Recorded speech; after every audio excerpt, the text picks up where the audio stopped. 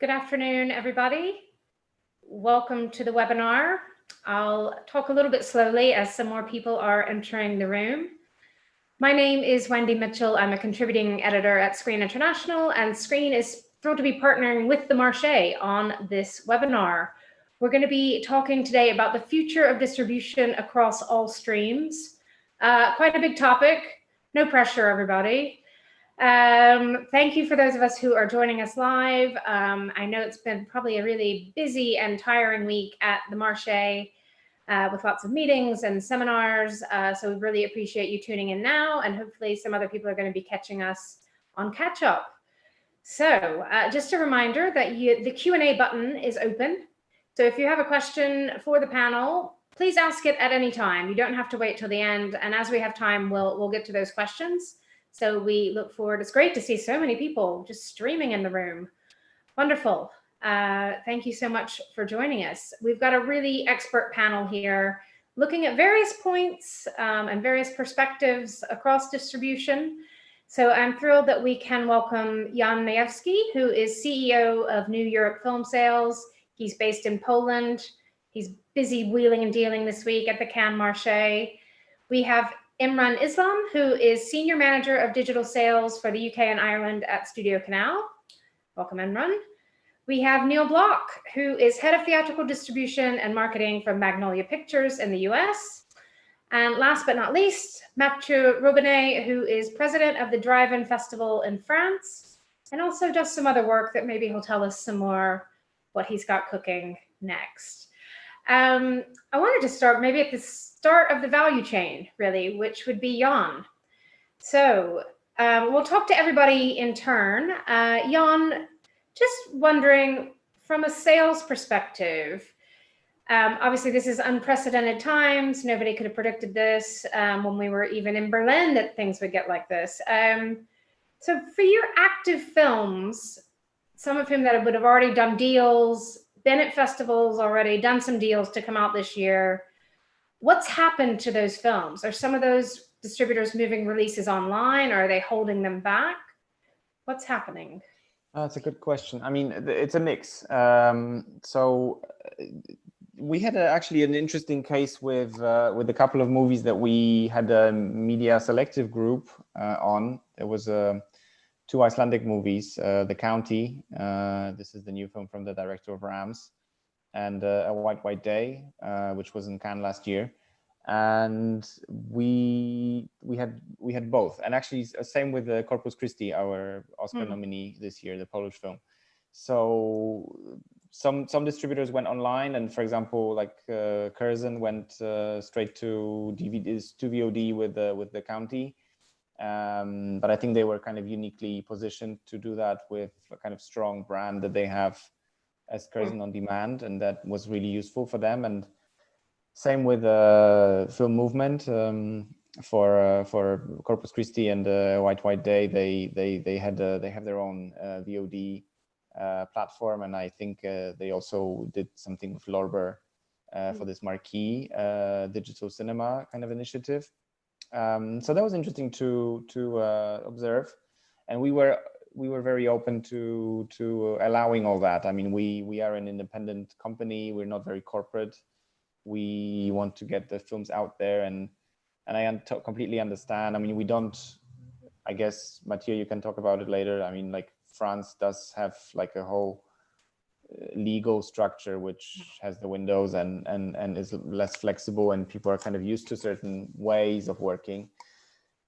But my understanding is that, you know, you have to react to the market and to see what's happening. And also, like, we wanted to allow those movies to use the momentum that they had. But obviously we were also hurt, like with Corpus Christi in France. We had a strong opening. The first week I think was like 35,000 admissions, and then the cinemas closed. And so it's very hard to recreate that kind of word of mouth and buzz. And that movie is now returning into France, like 200 screens. But I'm very curious what's gonna happen and what the result is gonna be. I think some people went, in the meantime, they went on premium VOD in France with their titles that were cut short.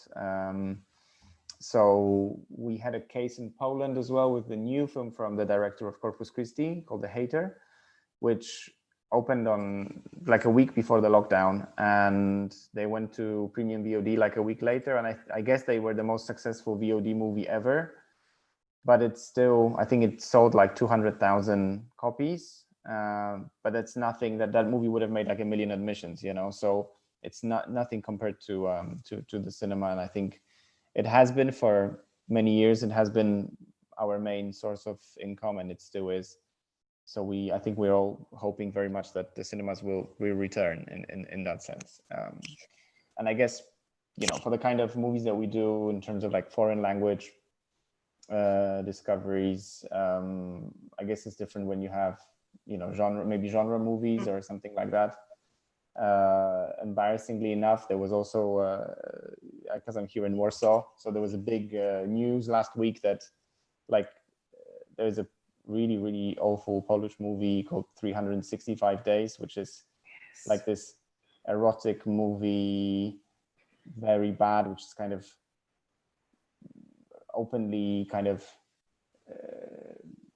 misogynist. Yes, it's misogynist. Actually, the sex is not even that good in it. Like the first sex scene is like in 65th minute.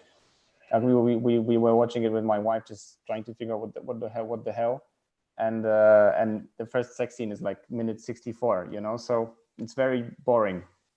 There's a lot of blowjobs. But anyway, but they sold it to. It was a big bad book in Poland. Then they turned it into a big bad movie, and then they sold it to Netflix, and it became, because I think they had some kind of, they used some scenes. That scene, the first sex scene, which comes after an hour on a boat, I think they used it. They posted it on TikTok or something, and it became this huge thing. And then it became like #1 Netflix movie across like lots of countries. So it became like probably the best Polish film export since Cold War, which, what can I say? I know which film I think I prefer. Yeah. Yeah, it was #1 in the UK on Netflix. So yeah, there are films like that. Well, but you had Brexit, so. Yeah. Oh God. I told you not to bring up the B word. But are there some films in your catalog that you just absolutely don't think would work on VOD for whatever reason? I mean, we work a lot with first and second time filmmakers, so it's really about introducing new voices and new people to the market. And for that, you need festivals. You need festivals. You need somebody to justify the quality of the movie, and there are no budgets for promotion. So the festival selection and then devoted distributors is this is important to really build a brand of a director of a movie. So it's hard for those guys, I think. You know, I think now we that's why we kind of accepted the Cannes label for Sweat, our Polish-Swedish movie. And it was very interesting because, you know, they selected like 50 movies, and we had a big conversation like 3-4 weeks ago when we accepted it, because we didn't know what's going to happen later. And we thought, okay, it's nice. It's kind of, you know, gives us a Cannes brand. But then we thought like, okay, but if we said A, we need to say B and really go for it. Otherwise, I feel like a lot of movies that had the Cannes label, they took it, but they didn't do much about it. They are still waiting for physical premieres. And there was maybe a few movies that really went for it, I think, and they were the real winners. You know, we got reviews, like we got lots of offers, and that movie really stood out because we gave it a lot of energy, you know, and that was a super good decision. I'm very happy with it, you know, in that sense. Yeah, for sure. It seems like one of the things people are buzzing about this week. And what are you seeing from buyers this week? You don't have to give us names and numbers. Are people actively buying that sort of independent film for 2021 slates? Are people being more cautious than normal until we see if there's a second wave or whatever? I think most people are full for this year, from what I hear. So whoever's buying, I think it's mostly for next year. I think people are not very risky. And we made, I think if you have a strong movie, we made lots of pre-sales on this Icelandic movie that we have coming up called Lamb. which is like, but that's also like an elevated genre movie, so kind of has an edge, which maybe is kind of sexy. And that's something that it's maybe a bit easier. But in general, I feel that people were looking for movies. So I was asking everybody, like, are you actively looking at the moment? And most French people say, well, I'm not actively looking, but if I get a coup de cœur, then I buy it, and that's, so it's kind of like people were browsing a lot, so it seems to me like the buyers were really watching a lot of movies at the market, and then if you find something interesting, you go for it. So there was some money flowing around. I don't think there were crazy deals, but I don't think we didn't have crazy deals last year either, I think Sundance was interesting this year as well, that there were not that many crazy bidding wars either, and it's just the times that we live in, and I think everybody's kind of cautious because the market has been tough for a while, and but there is activity, and there is people still want to engage with cinema. So I in general, we had a very positive feedback, and we managed to sell. We actually had a very good market, I have to say. But great. You can reveal those deals exclusively in Screen International next week. I shall. Just an idea. Has anybody, that did a deal at Sundance Berlin or late last year, has anybody come back to say, can we knock some money off this, or can you give us a discount, or can we cancel the deal? Has any of that been happening? Not to me, but again, I think we are known in the business for not really, we try to be very realistic with the prices, because I really believe that we need to create a sustainable ecosystem for the industry, and if I get, if we bleed the distributors for too much money, they will not be around anymore, so I think the deals that we have been doing as New Europe, that they've been honored because they were also fair. But I think I heard some cases that people pulled out or reduced, and I know that, and I don't know, I heard about it. I spoke to one country, and they said, like, we had 50 movies to release, 50. They bought so many that I don't think they're going to be buying for a year or something. So that's dangerous, and that's kind of like but I also understand that, I don't know, there are realities where you need to finance movies. And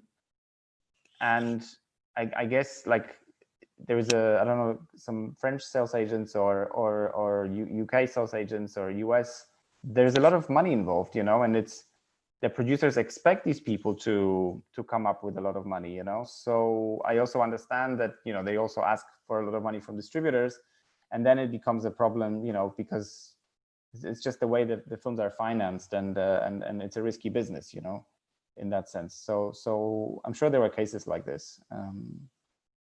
I like I said, not for me, but totally.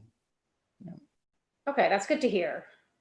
So thank you, Jan, and we'll come back to you when we start some questions for the group. I'd like to switch over to Imran. Sorry to speak too long. No, I kept asking you questions because you were being very honest. Thank you. But I didn't see anybody yawning in the group, so that's good for now. It's good to be first. Imran, so you work at Studio Canal, UK and Ireland, and you're working in digital sales. So can you tell us just really what's been happening with your digital sales in the past few months? Are the types of deals you're doing changing, or is it kind of business as usual on the digital side? I mean, COVID has been an interesting dynamic for everybody in this industry. It's changed a lot of the way we work, but business-wise, it's been business as usual. We haven't seen the kind of effect that has happened on cinema, for example, from a distribution perspective. People are still coming to me for content. I still have the same engagement with my clients. It hasn't affected my world as much. It's probably been a bit busier, I would say, which is a challenge because it's a small team and we do a lot. But yeah, we haven't been sort of adversely affected in a negative way. That is wonderful to hear. So that's part of the business that's not falling apart. Are there people that are sort of more desperate for finished content than they might normally be, or might that happen in a few months when we're still not shooting EastEnders or whatever is going to be on hiatus? I think finished content is extremely important. Where we, particularly in the TV, and SVOD world, a lot of people were banking on content to be ready over the next few months and towards the end of the year and next year, which have all been put on hold. So having a catalogue as large as Studio Canal's, it's like 6,500 hours of content, films even, it's important that content is available. There is a need to fill gaps in schedules. There is a need to fill, SVOD services where they would have been expecting content to come through the schedule. I do expect this effect is going to continue at least until sort of mid next year, purely because of production reasons. The production may be restarting now, but it won't be everything. It'll be a much slower process. Content that would have finished in a 6-month period will take longer. So I expect this trend will continue over the next few months, but there is a captive audience sitting at home that want to see content and aren't worried about it not being so new or so fresh. It's fine if it's 2 years ago or if it's a classic film or things like that. So I think there is that appetite for content that's ready to go. And obviously, I know you're on the digital side, but of course you work with your theatrical side. And correct me if I'm wrong, but I don't think Studio Canal has taken anything that was going to be theatrical and put it out VOD only during this time. No, and we haven't. No, and we've monitored what's going on in the market. I think it's the perfect storm where you can be very experimental. We've seen what Universal have done, and they've done it in a very, very big way, which if you're going to learn anything, you've got to see the learnings on a really, really big film or from a really big studio. So, we've kept an eye on that. Our view is, we are a film company for film lovers, and film lovers want to go to the cinema, and that's very important. We still find cinema and theatrical distribution a very big part of how we get our film seen. And so, we haven't been tempted or gone down that route. I'd never say never. I don't know what's going to happen in the future, and I do think the strides that big studios have made have been, great for us to see, and great to understand how distribution can change and will modify over the next year or two. But I think cinema is a big home for our films, and I don't think that's going anywhere soon. Do you think there's anything we're learning from audiences now, either from appetite of the audience or just a way to connect more directly with audiences that we can take forward, not just for the next few months, but for the next few years? It's a really good point, because when you have services like SVOD where it's an all you can eat, it's really hard to pick up on what works and what doesn't work, other than, we just talked about 365 earlier. That's suddenly become a really popular film, but it's just one film. So whether that sort of drives people's viewing for that kind of content, I don't necessarily know.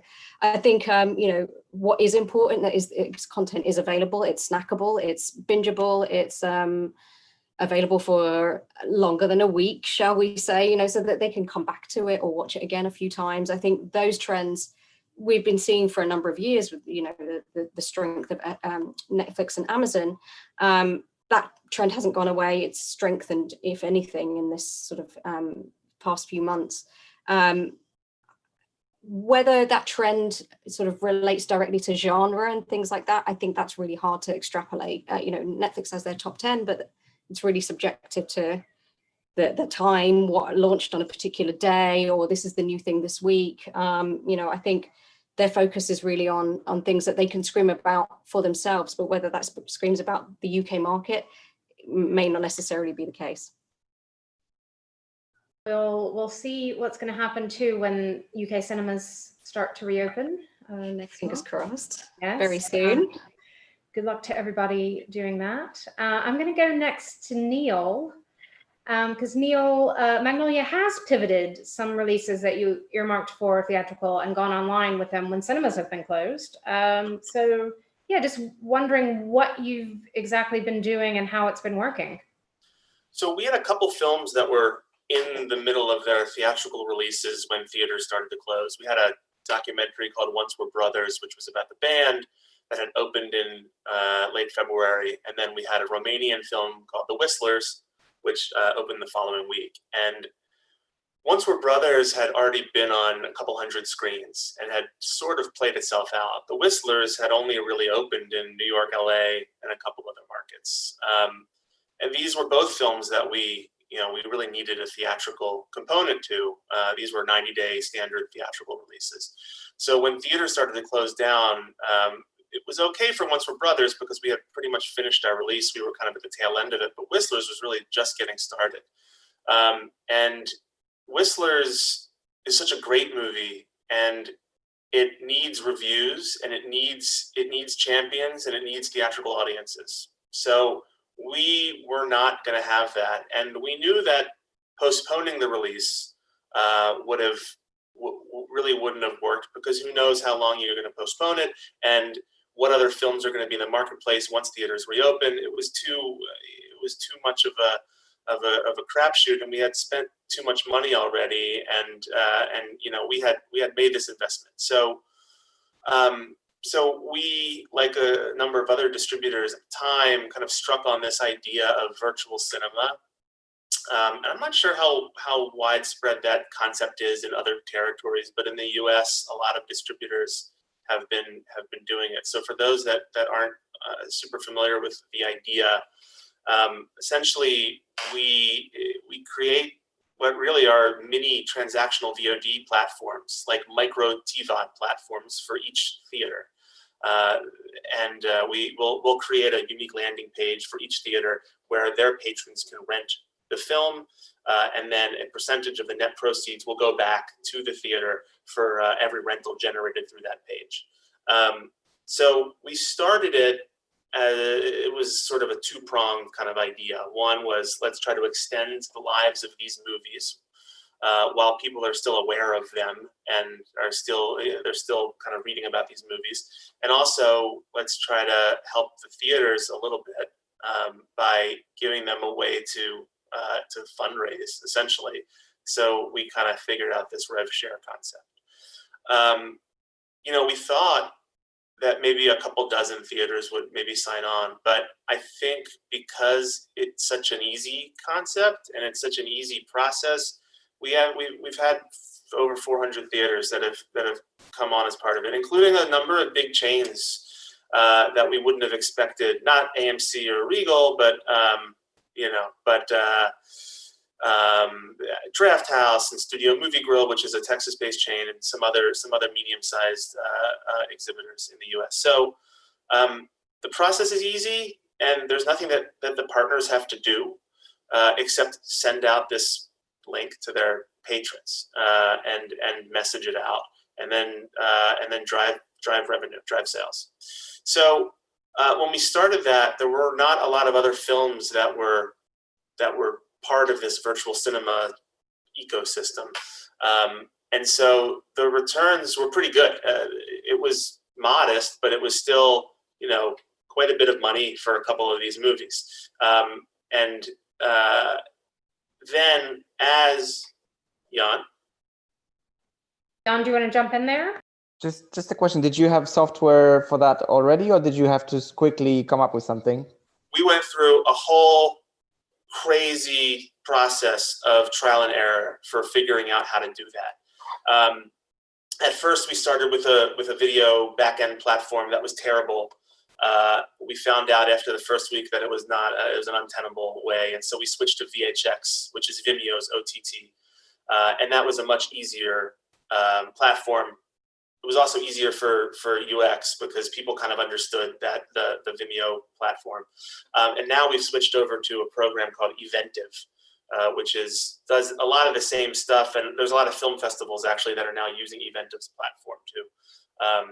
So we did not have something in place. There were some other distributors like Kino that did already have something in place. They had already had transactional set up through their existing SVOD platform, Kino Now. So I think for them, the switch was a little bit easier. For us, we had to figure out from the ground up how to build this out and how to make it functional. And it was not easy. It was a long process.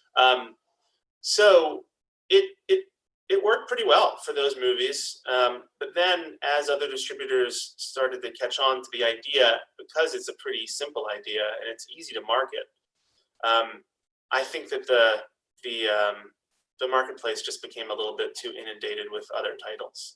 And so now, I think you have to be a really special film to stand out in the virtual cinema world now. At first, I think its success was mostly derived from, I think, the novelty of it, for one, because patrons didn't have this opportunity before. But really, I think the primary driver was the ability of patrons to financially support the theaters that they go to. I think a lot of it was from loyalty. It's customer loyalty. And so we fed into that, to that desire that people had at the beginning of COVID to support the businesses that they loved. And people are still doing that, but I think the fire has died down a little bit. So now we're kind of in this middle section where virtual cinema still exists, but theaters are reopening. And so the big conversation, at least here, is how do these two things coexist, and can they coexist, and what are the plans that distributors like us have for releasing films? For Magnolia, we've always been known as a day and date company. We have moved away from day and date releases more over the last couple of years. We've actually had far fewer the traditional VOD day and date releases the last couple of years because the bottom has kind of dropped out of the TVOD business. The viewership has really diminished, and so we've transitioned back to theatrical, 90-day theatrical releases for a lot of our films. Of course, this has put us back into a VOD world. And so for Once We're Brothers and The Whistlers, we pivoted pretty quick to put them on virtual cinema, and then also we rushed them to TVOD. So they were on iTunes and other TVOD platforms the same week that they went up on virtual cinema. We were able to kind of quickly push those dates up. And so now for all the releases that we have currently, they're going to be VOD, theatrical, and virtual cinema hybrids all at once. And that's just the reality of where we are right now. And hopefully, we'll get some more data over the next couple months as to when theaters not only reopen, but what viewership is like and what consumer response is, and do people like it? I mean, it's one thing to open a movie theater and then for people to go and buy tickets, but is somebody going to go back? We'll find out, and then that data that will inform how we position the other releases that we have coming up. Jan? Just to quickly, because the feedback I got from a lot of people this week, and also I've been observing this here in Warsaw as well through just like comedian friends that were doing a lot of online stuff for free, like streaming stuff, that in the first month everything was super popular, and after the first month, people get kind of bored. They got bored of Zoom, they got bored of screen, they just wanted to go out and just see some sun, and it felt like those initiatives were really, so the people that went first, they really profited, and people that were kind of a month behind, they didn't really do much business. I mean, is that what you had roughly, or? Yeah, so it really so we started, one reason why we had so many exhibitors sign up first was because we gave 100% of the proceeds back to the theaters for the first week. So of course, a lot of people were going to sign up because why not? They had nothing to lose. But a lot more people signed up for the following week and the week after that. We still have a lot of theaters, the same number of theaters, are interested and are continuing to do it. But yeah, we haven't had a new virtual cinema release in a couple months, so I can't speak from personal data or anything that we've seen. But from what I understand from talking to exhibitors, the rate of return has really dropped over the last month and a half. And I think a lot of it. I mean, a lot of it is just exhibitor marketing too.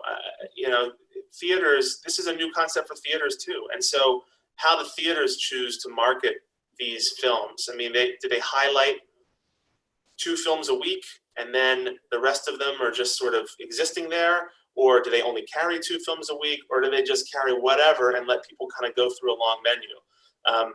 Everybody's doing it a somewhat different way, but I have found that the more highly curated the offerings are, the better the return. And it lives and dies on the veracity of the strength of the marketing from the theater. So if you have a theater which is a really a big nonprofit with a big membership base, like the Film Forum or Film at Lincoln Center, these are the theaters that really pop good numbers. It's a mixed bag. Virtual, like any kind of release of a film. Yeah. It's a mixed bag. And Neil, I know you and your colleagues are attending the Marché this week, either doing meetings or watching screenings. How acquisitive are you right now? And are you buying anything different than you would have in the past, or does it have to really have a name or a genre angle?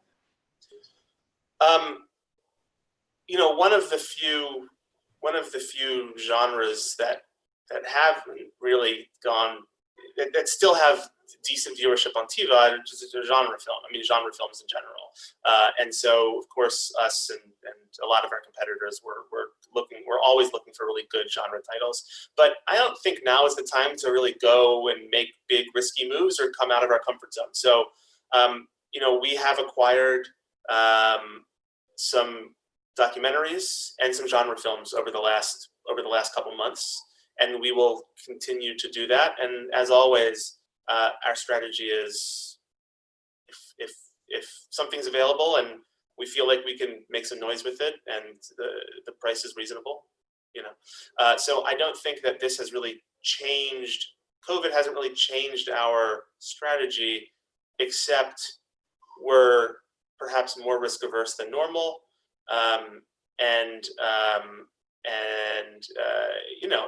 It's interesting to approach a market virtually. There's some kind of the manic nature of it that sometimes drives up prices. I feel it's just a different kind of situation now. But that said, yeah, we are still looking to acquire, and we picked up the film Stray a couple weeks ago. We have a documentary about Shane McGowan that we picked up for the release later this year. So we are acquiring at a pretty decent clip right now. That's good to hear. Thank you, Neil. I'm going to finally come to Mathieu. Thank you for your patience, first of all. Across the globe, drive-ins, which, I thought was something for my grandparents, have now become cool and popular and successful and making money for films and getting audiences. Can you just tell us how you came to set up the Drive-In Festival in France and why? Yeah, just to give you a bit of a background, I had never been to a drive-in like 2 months ago, ever. I am myself a film distributor in France. I was running a company called Backfilm, which I left 1 year ago to set up my own distribution company. And I was supposed to launch in Cannes this year. So beginning of March, before the quarantine, I was actually hiring people, getting super excited and getting my lineup ready to announce in Cannes. And then that happened and the quarantine started. And the first 3 weeks, I was trying to be, on board, super excited, pretending that the world was still going on as before, with my 3 kids running around me. And then at some point, at least in France, I don't know, elsewhere, things started to slow down. Then you write your script, you feel kind of useless, and you you read the news and you see doctors like caring about after people and random people becoming normal heroes, and you're like, what can I do? You know, how can I help? So that's how I came to the idea that, you know, I wanted to recreate a desire of getting together in front of a screen, because I was, you know, of course, Netflix and chill, talking to people about TV series and so on. But I had, to me, you know, I'm a film lover, and watching a movie, the sense of cinema is to watch a film to get together, and that's what makes it so magical. So I started thinking about launching a drive-in festival, but really, because there's no driving at all, there's not, I mean, that doesn't exist in France, you know, it's like, it disappeared like 30 years ago. So I started thinking about it, but more as a joke. Like some friends would tell me, oh, we should launch driving, that would be great. And I was like, yeah, that would be great. And then at some point I was like, okay, let's go for it. So, and that was like 15 days before the actual start of the quarantine. And I just started emailing people in Slack, I mean, friends I knew, and I put together a team of like 35 people in Slack. And then we went for it, and we opened the week of the quarantine. We had a very strict protocol whereby, you know, we could not touch people. We were all wearing masks. Everything was through flash code and so on. And we branded it, you know, I think in a very cool way, and it was pretty exciting. We raised a huge screen, the biggest screen you can do as a driving, on the biggest place in Europe, in Bordeaux. And we opened on Saturday the 15th of May, I think, and it was really, really spectacular.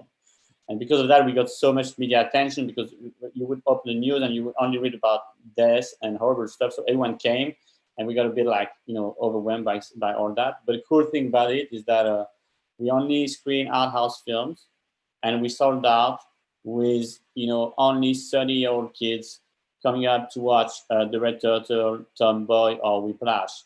Films they would have never gone to watch normally, and they would get out super excited about it.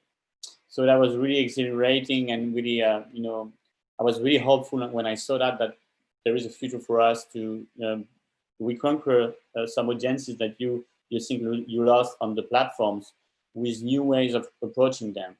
And I don't feel that there is a business with driving. There's no future for that. I mean, it's too complicated, and it's very old-fashioned, and it's not ecological. But I think it showed me at least that, you know, we need to re-enchant the way we release films. We need to be eventful, and by doing that, you can get people back in theaters. And did you show any brand new films, any sort of first run titles? There's a rule in France that, I mean, first of all, exhibitors got really upset. So, you know, I would have started doing like premiere, it would have been like, they would have killed me. And there's I mean, it's legally, it's very complicated to do premieres, open air premieres in France. Even so, I could have done it. I decided not to do it, but that was not the goal. The idea was really much to recreate the desire of cinema. And I mean, it was really, really moving, because the first screening we had is a film called Hippocrate, which was a massive success in France like 5 years ago. I don't know how it's called in English, but it's about the doctoral system, and it's a really, really beautiful film. And the first cast to get in was a couple of was 2 doctors, a couple. They have been, you know, on the front, on the war front somehow for 2 months, and they were so moved to be back together. It was their first night out, and they were so moved to be back in front of the big screen together. So we had all those cars together, everyone honking and, you know, flashing, and I was really hopeful, because I could tell that people don't like to be at home watching films. They need to get out. I mean, go out to a theater. It means that you choose your film, you choose the person you go to. Maybe you're gonna go for a dinner as well. And we are like social animals. We need to get out, and that's what the magic of cinema is. So drive-ins are not cinemas, but it showed me at least that our business is still steady, and I think people are craving to go back in theaters. You know, I heard about this, and it just filled me with joy, what you were doing. And then I got really sad when I learned that you were stopping it, partially because the exhibitors were upset. So is it totally stopped now, or can you do anything? I mean, yeah, I mean, for now, it stopped. I mean, I got really sad as well because it was super exciting. Yeah, I mean, I understand exhibitors. I mean, they're freaking out. They thought I was Live Nation launching a new business when it was just me and a bunch of 4-year-old kids, But anyway, I got the point. By the way, this was not, profitable. So all the money we earned, and we did earn a bit of money. The idea, but I said that from day one, was to give back the money to local theaters, which we are about to announce. But anyway, I get the point. I think they need to go back. They need to attract audience back to their theaters. Some other theaters started doing that themselves, and that I think that was great. I had a series of very spectacular screenings I was supposed to do. I was supposed to do Les Miserables in the city where it was shot. I was supposed to do some stuff in Marseille, in Council Estate, and so on. So for now, I'm not doing it. But I mean, that got me super excited. So I want to do stuff like that. I want to try things. I think people right now are really scared of everything that is new, but we need to reaction. And I thought that before that happened. I'm quite young, and I'm in the art house world, and I'm fed up of going to theaters in France where there are only white 60 years old people falling asleep. And I think we cannot let that happen anymore. We need to reconquer the audiences. So it means that people need to see them on screen. So it needs diversity on screen and so on. But it needs also, for theaters, I think theaters need to get out. Films need to get out of theaters. It means invest the digital marketing, do some marketing stuff, be innovative. Otherwise, in 10 years' time, there won't be any more watching Cannes films. Yeah, amen to that. And I'm wondering, you mentioned some of it there, but any sort of specific things you think can help reach the audiences in the way you got people excited for the drive-in? Like you said, these might have been films that are 4 or 5 years old, but you might get teenagers watching them who never watched them. Is it about how you position them? Is it about social media? How do you get them? First of all, I think teenagers don't watch those films because they don't think those films are made for them, and they don't see themselves on screen. And Les Miserables is a good example. It ended up doing 2 million admissions in France, which is massive because it managed to get out to that audience. So there's a question of representation for sure, and that goes back to how the films are being financed. But I don't see teenagers just. I mean, they're not. They like also to think about stuff, and so that's one thing.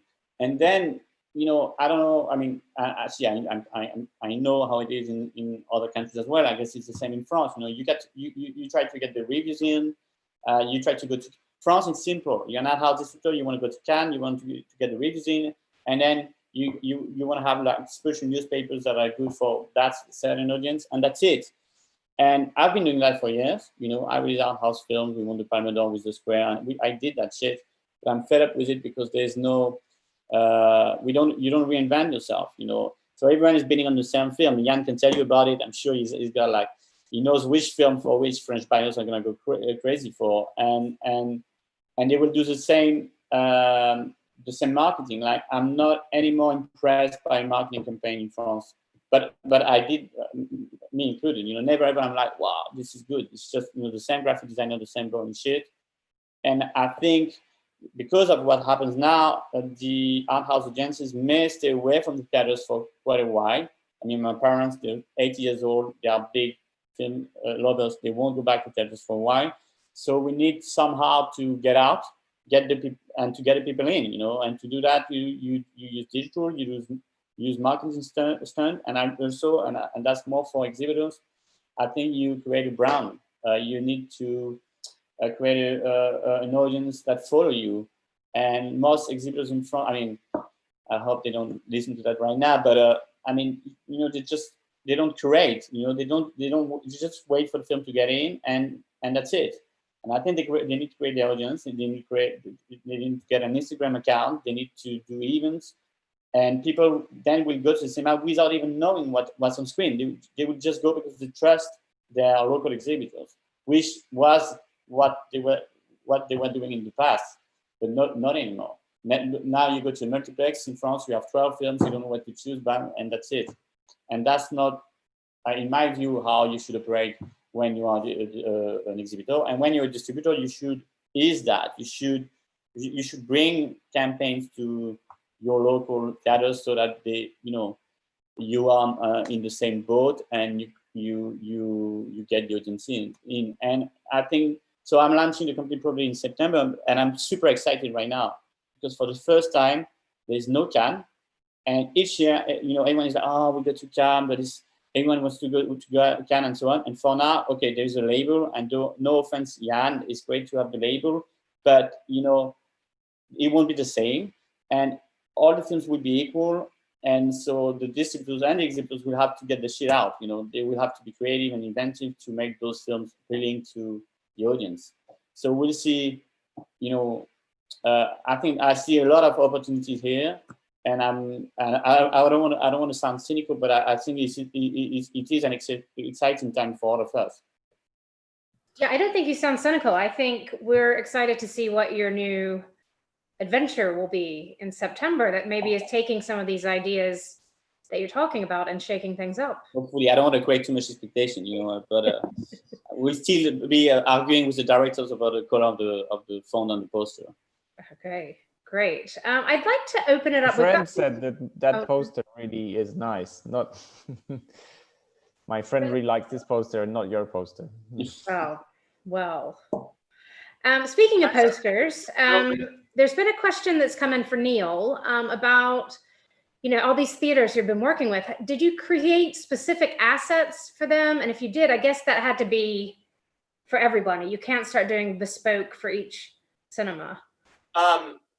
Right. So for every theater that participates, we create a ticketing page, but that page is the same for every theater. So we don't create individual assets.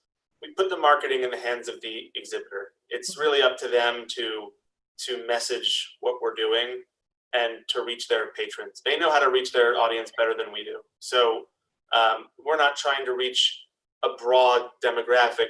We're trying to get the people that go to the Cinema Arts Center in Huntington, New York, or whatever. And I don't know how to get those people better than the people that run that theater. So they basically will create their own assets for it.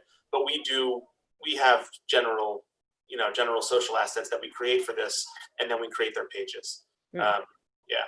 Can I just mention something regarding Matthew's what Matthew was mentioning too? Is there are a lot of exhibitors in the U.S. that have started doing drive-in theaters, not the existing drive-ins, which are also great, but so many exhibitors that we've been working with, small independent theaters that we've been working with, have now pivoted to doing eventized outdoor screenings. It's really cool.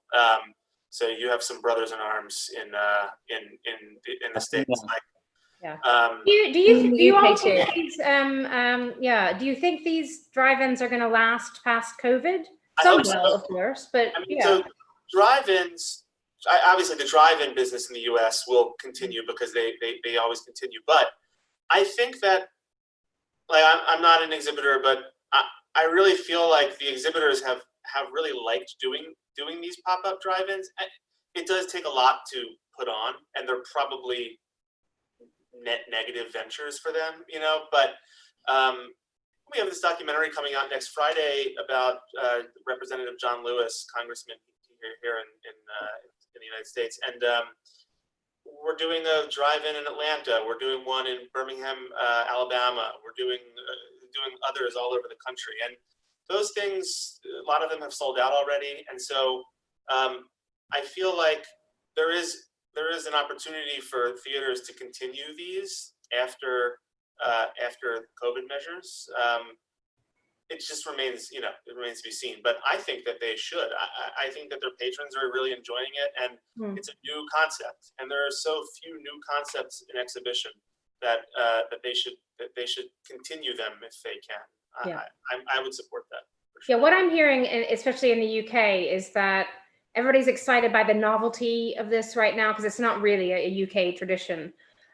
People are excited, but people are also wary that if the experience isn't good, if the sound is terrible, if you don't have a good sight line, people will try it once.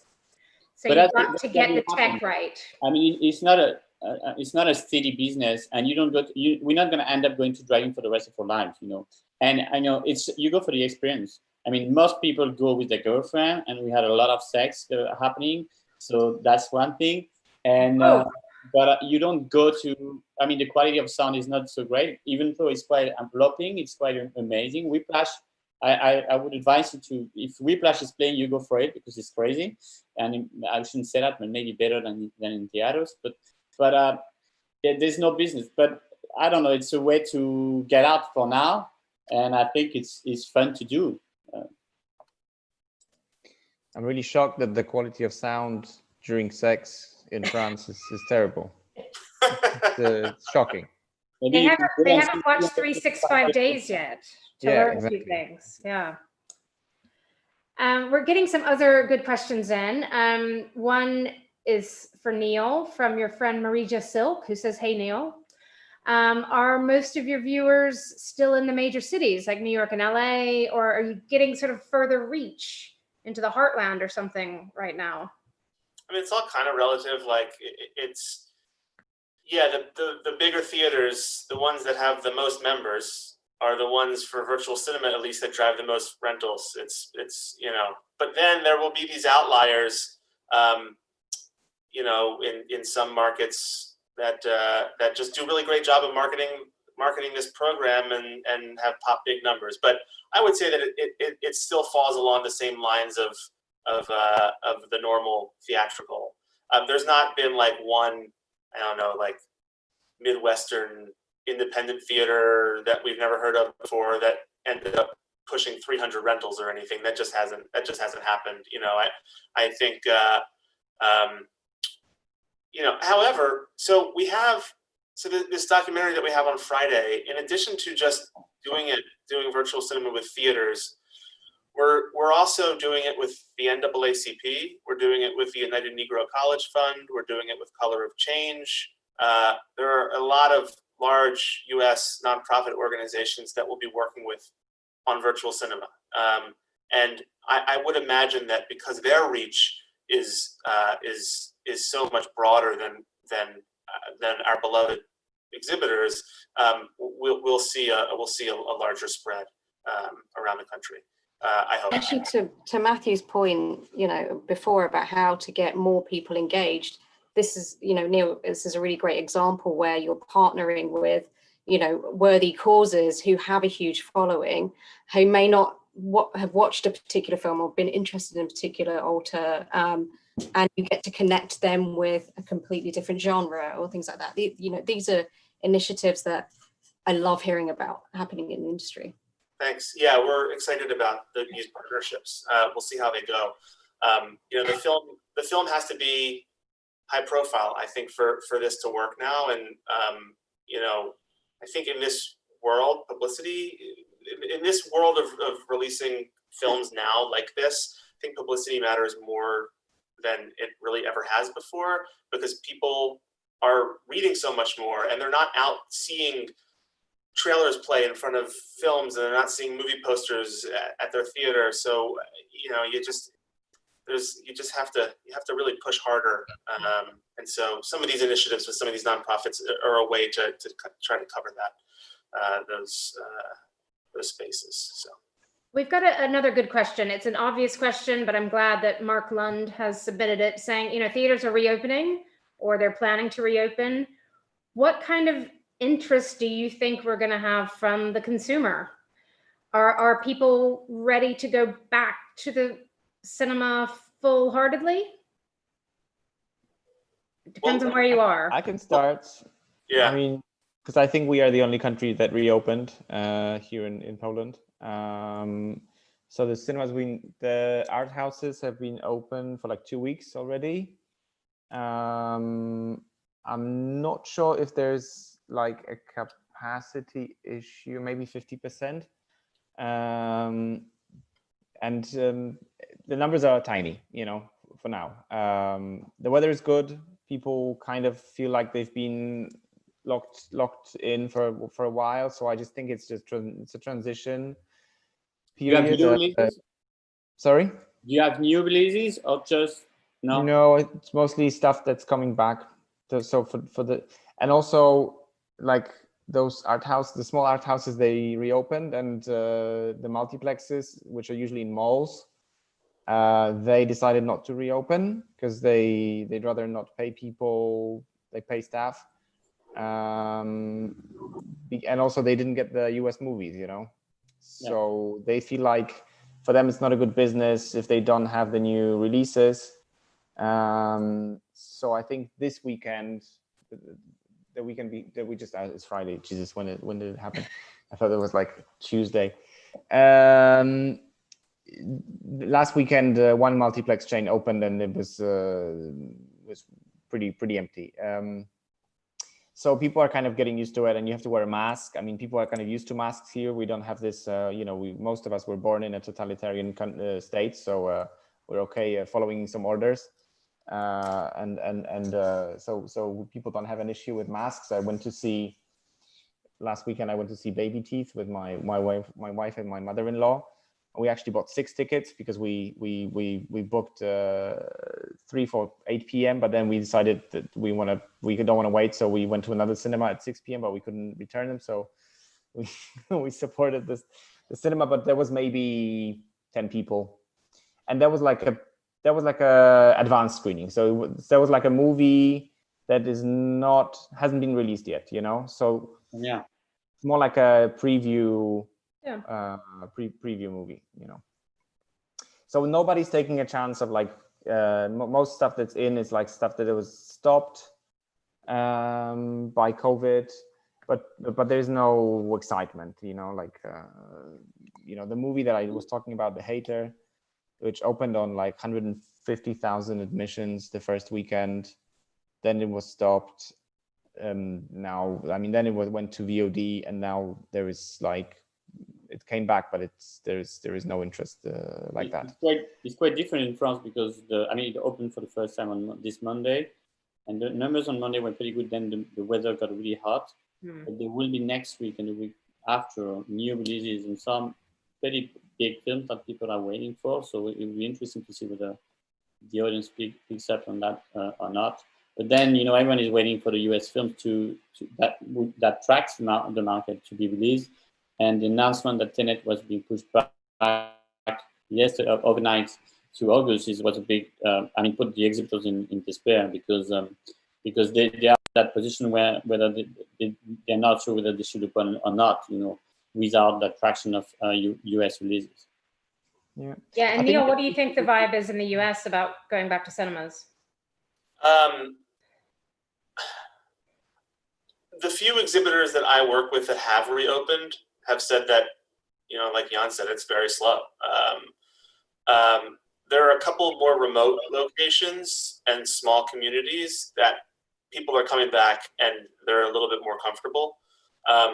But none of the big chains have opened here yet, none of the big theaters. And so I don't think we're really going to know until that happens. And now that won't happen probably until August. I mean, now that Tenet moved to 8/12. So, I imagine that that Mulan will move the week before that.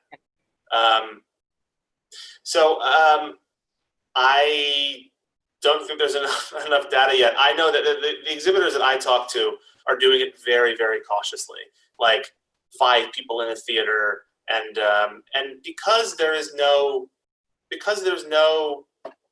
federal guidance here, and because everybody's on their fucking own in this country, people don't know what to do, and so but it's not just you. It's the same in other countries. Same here. Yeah, no guidelines. I mean, place. there's Let's just like all move to New Zealand.